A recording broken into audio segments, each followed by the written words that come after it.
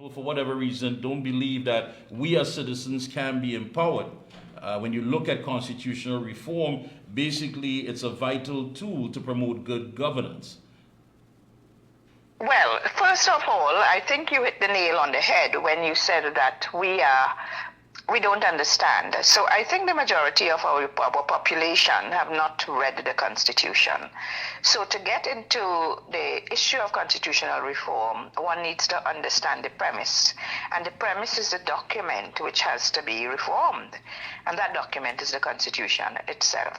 So I think the majority of the population, even those with tertiary level education and even those with postgraduate degrees, have not read the Constitution or do not have an in-depth understanding of the document because they have not read it. So that is one of the stumbling blocks this whole process would have encountered over the decades, over time, when there have been efforts to reform the Constitution. Because it's pretty much, one would want to say, an elitist exercise for the politicians, maybe the academics, maybe some in the legal fraternity, the parliamentarians, the senators, those who understand what is happening. I think there is a gap between that group and those on the ground because there is a lack of understanding on that document. But what do we say to those people who would weigh in and say, listen, perhaps this may be a bit too late? There are those who weigh in and say, listen, look at all these independent offices that seem to be compromised, politically tainted. Has the horse bolted out of the stable and we're simply playing catch up now? And that is a real concern. That is a real concern, but I would still want it in my eternal optimism. I would still want to say better late than never. And we want to be very careful. We want to be careful about what is reformed because we don't want to go backwards. And like you said, in some respects, there is a perception that the horse is bolted with the independent institutions being compromised to some extent. We're seeing politicians or past politicians occupying positions in the judiciary, occupying position, the presidency, for example. And, these are some of the things that we have to inculcate in the Constitution should not happen. So that's why I'm saying we can still put it there and then see what happens, because then the challenge will be if the government is currently pushing for constitutional reform, robustly doing so, we're seeing it through the media, then we have to take them to task to also implement the reforms that come forward. And I agree with you fully with that. Implement. I mean, it's one thing to have all these consultations. If nothing is done, then it's simply chalked up as just a talk group or a talk forum. But looking at it for what it really is, some would say we're still a young country as far as independence. But when you talk about constitutional reform, you're talking about accountability, you're talking about transparency, you're talking about participation and predictability. And these are things that would come about based on the social maturity of your people. I mean, when someone goes out there, for example, for a simple protest, you may have an officer say, listen, you can't stand there. And you say, but why not? And I don't think the officer, he or she even knows why. And again, when we talk about constitutional reform, it always seems to bring about this sort of academic incline that you need to know. But how difficult and how challenging is it going to be when we rewrite this in the benefit of the people to actually train those who have to carry it out to say, listen, you have to understand this a lot better before it can be executed? So there is need for widespread education, even before and after. Even before, during the consultation, because what's coming up in the current consultation, which is taking place on the ground by this Constitutional Reform Committee, we're noticing two things. We're noticing that many in the ground are not understanding what it is about, but we are also noticing a lack of trust and confidence. And this is not just coming from the opposition, it is also coming from the people. Because this, to some extent, has been tried and tested and it's gone nowhere. And you would recall, Mikee, the People's Partnership had introduced into the Parliament a proposal for term limits, let's say, but term limits for prime ministers. That's one. They also talked about the right of recall for non-performing MPs. They also talk about fixed dates for election. And that went through the whole debate in the parliament, and I think it got stuck in the Senate and it couldn't go forward. So, the population has become somewhat disillusioned as well, for those who understand what is happening. This talk has been bandied about so much, and yet nothing's been done. And I think part of the problem is that the politicians themselves, while they're bickering in the parliament and outside, I don't know if they themselves are genuinely committed to constitutional reform, because the status quo benefits whoever is in power. It works for whoever is in power. So, for example, let me give you the example of the election of a president. The president is elected by an electoral college, which comprises members of parliament, members of the Senate, okay, independent senators included, okay, and when they get together and they have to vote, clearly the ruling party is going to get its way. I mean, we cannot think of a time when the opposition got its way with a president, because it doesn't work in favor of the opposition. It's not very fair, because if the government has 16 senators and they have a majority of MPs, clearly when it comes to the vote for the nominee for president, the government is always going to get its way. And that's the government of the day. I'm not talking about this current government, whichever government is in power at the time. So that brings itself a whole heap of problems, because the president appoints a lot of supposedly independent boards and commissions. The president is head of the military, commander-in-chief, so to speak, of the military, and the president has some interesting roles, and not just a figurehead or a rubber stamp as we want to see. Yeah, and again, just how challenging is that going to be as far as to implement many of these changes that are going to benefit us as citizens? I mean, in the United States, for example, any person, layman, anybody, would stand up and say, listen, I know my rights. Now, they won't be able to quote for you what the amendment is that they want to make reference to, but they'll tell you straight up, I know my rights. And this reform has to be to define and protect citizens' rights from governmental abuse. So this trust factor that you're talking about, I agree with you 100%, because there are those who would say, listen, why would the government empower me if it benefits them? Yes, and that question is coming up in the Constitutional Reform Forum that is taking place nationwide. So, the people are asking these questions.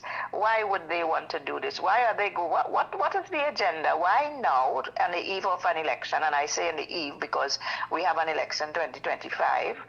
Why now? And the limitations to implementation, Mikee, is also systemic, because many of these reform measures require special majorities.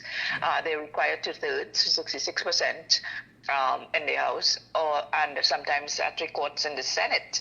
And so they bring the motion and they cannot get to that. They would not be, let's say it's something that the country needs, is something, something that can empower the people, something that is fair and just for the population.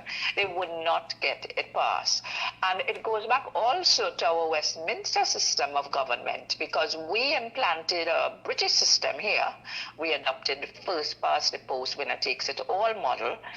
And we've seen a situation where you can have a party with 20 out of 41 seats, and winner takes it all. First past the post, winner takes it all. That is what this means. So the opposition doesn't really have much teeth. The government is highly empowered. And, the prime minister wields tremendous authority. And it lends itself to the potential for dictatorship. So that model that we inherited from Britain, I don't think it was geared towards these multicultural societies like ours, where there are two majority parties and two major ethnic groups and a host of other smaller ones. Now, Britain is finding itself in a similar position with immigration, which have created that multicultural society over the decades in Britain itself. And so we've had deadlocks there as we've had here, and third parties having to come in and be kingmakers and having a big role to play, leading to some extent, like here with Prime Minister Robinson in 1995, probably a deal being struck where he could have become president. So we've seen active prime ministers, politicians becoming president of the republic because of this dynamic. Yeah, and when Prime Minister Rowley made the announcement about this public consultation at a public meeting earlier in March, he said what Cabinet approved was an advisory committee to formulate the terms of reference and to make recommendations to Cabinet within 3 months of its appointment for the promoting and convening of a national constitutional conference and consultation in June of this year. Taking into consideration the diverse nature of our national society, its historical evolution, and the progress made in nationhood since attaining independence and republican status and matters related thereto. Is he saying that this is long overdue, perhaps? Well, it is long overdue. If he's saying it, it's a pretty trite statement. It goes without saying it's long overdue. There are a lot of things that needs to be reformed, and for the benefit of the population. It should not be for the benefit of the politicians. Politicians come and go, and it's the people to catch. It's always the population to catch with whatever is happening, with the partisanship, with the bickering, with the favoritism, with the unfairness, with the injustices. It's always the people to catch. So one would hope that whatever is implemented, they're not going to do away with the special majority that is required for some of the very, very important changes and reforms in the country, because we saw that a tendency towards that. We also have to look at the electoral boundaries. I mean, it's something that I think it's glaring when the election comes around and you see in one party coloring the map almost totally and another party winning or tying in the elections, local government and general elections. What results is that a huge section of the population feel disempowered, disenfranchised, disenchanted, alienated, and marginalized. Yeah, and of course, looking at a makeup of our society and the history of our society, there will be issues, of course, that will arise in all of this consultation. How do you see it playing out? I mean, because there are those who are going to be talking about alternative lifestyles. As you said, they feel as though they have been totally sidelined. Then there are those who are going to say, listen, we can't have this in this state. And perhaps there are those from church leaders and others say that is not appropriate. There's no way that is going to be endorsed. So how, a lot of these things seem a bit complex. I mean, it looks good and it sounds good, and on paper, perhaps there's going to be a challenge. But how real is it? Is it that there's a certain limit that the envelope is not going to be pushed? Because there are those who are saying, listen, I want to be recognized, I want to be acknowledged, and I want to feel as though I'm a part of this society here in Trinidad and Tobago. But however, historically, my behavior, my lifestyle has always been, condemned. And that lifestyle issue has resulted in us not having a gender policy to date. It comes up that and the issue of abortion, sexual orientation and abortion has resulted in us not having a gender policy because we have objections from various quarters, including the religious organizations, the churches, temples, mosques, whatever. So it's going to be very difficult. It's a long, difficult, drawn-out process. I saw the fiasco, I think it was Sandy Grande, recently, where the people were actually saying they do not trust the commissioners, the committee members who were who were guiding this whole constitutional reform process. So if the mistrust is there, and mistrust is systemic, you cannot change a culture of mistrust, lack of trust overnight. You cannot do that because you inculcated it in the first place. And when I say you, I mean the politicians did that. That's what they did, the divide and rule. And so the lack of trust and confidence is across the divide, one against the other. It plays out in the parliament, it plays out in the election platform, it is going to play out in this whole constitutional constitutional reform consultation process. That being said, I have decided I'm still going to take the bull by the horns, Mikee, and I'm hosting a constitutional reform forum in my capacity as head of the Department of Political Science on Friday, 10 a.m. via Zoom.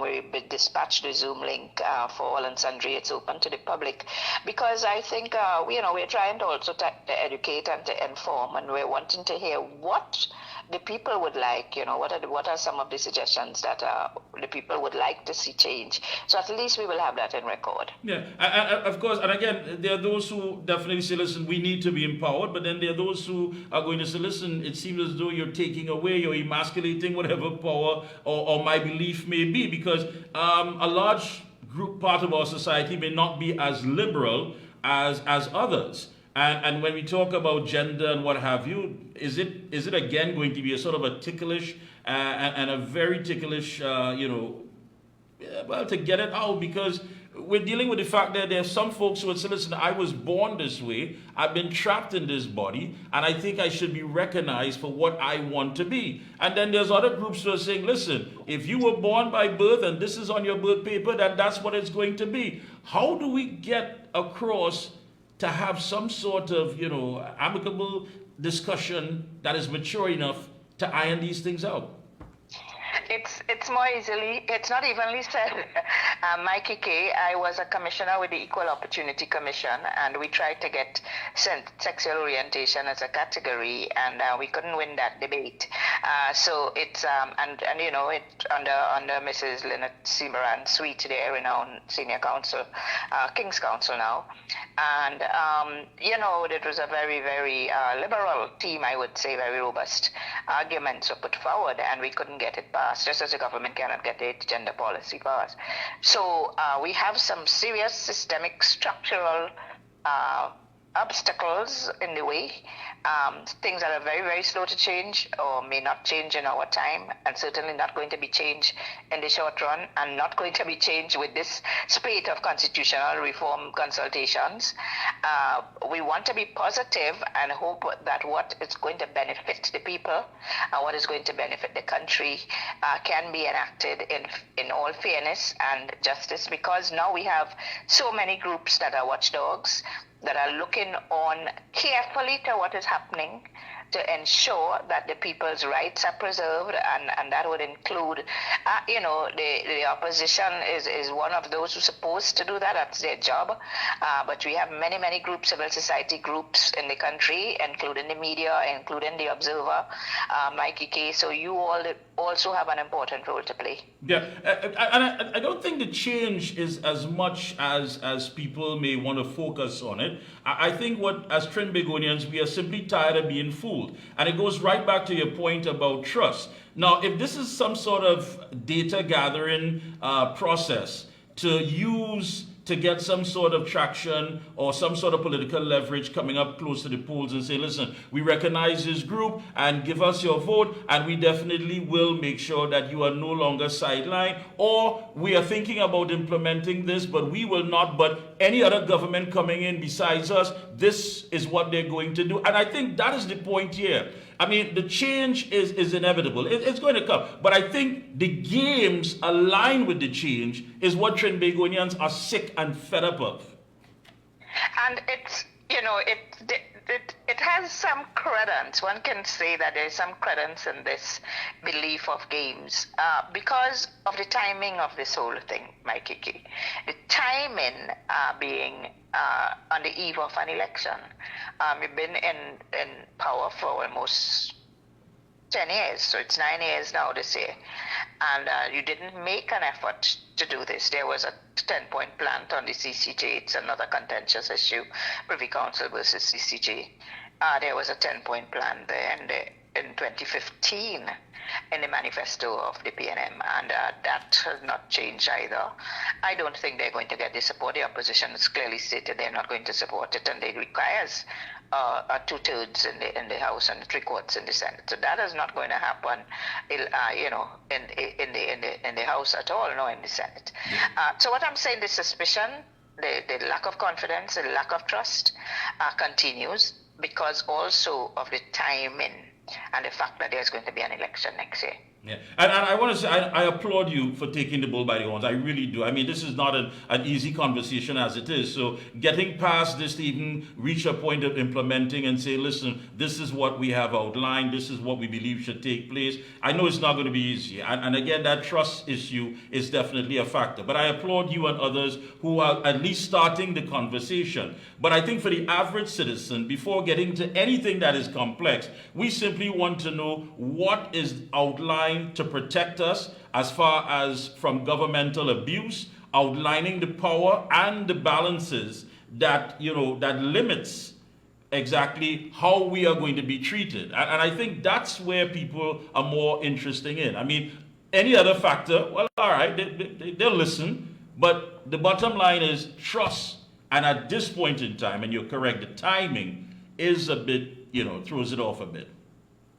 Yes, and so, Mikee, I think that after this spate of this round of consultation, where they're feeling out the population, they need to now come back to the population with the list. So this is the list. These are the measures we're going to reform. This is how we're going to do it, and these are the benefits to the population. And the population should also have a say in that. Because what you may see as a benefit as government, I may not see as a benefit as citizen.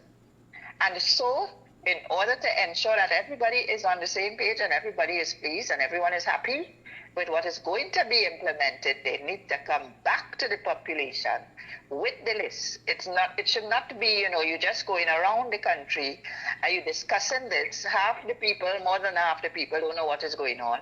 And then you come and you say, okay, we did the consultation and so we are going to implement these measures. Okay, and it's not going to work like that, and they should not let it work like that. Justice and fairness has to prevail throughout the process. Yeah. Because, it's already started off with a lack of trust and confidence. I agree with you again. I think we are looking for the key indicators. If anything looks or smells political or a blame game, I think everything would have been an exercise in futility because people are not going to play this anymore. If you're coming with something meant to benefit our lives, we are all ears. But if you're coming just to play it out, to get some political mileage, I think we have drawn a line and said we're fed up of that. But I want to applaud you. Before you go, however, 4-year-old beheaded Dr. Rampersad, I mean, where are we at? Lawlessness. The rule of law has failed us. We want to say it's a failed state at this point. We want to say it's a failed state. The Prime Minister is out of the country holidaying, and it's mass killing. There was another guy killed in Kunupia. The bandits just went in and shot the man looking for money and couldn't find one. And how many we had this week? Mikee, how many murders we had this week? I can't count. I couldn't keep count, and I couldn't deal with it emotionally. This is seriously affecting the psyche of the people, of the law-abiding citizens of Trinidad and Tobago. It's seriously affecting us.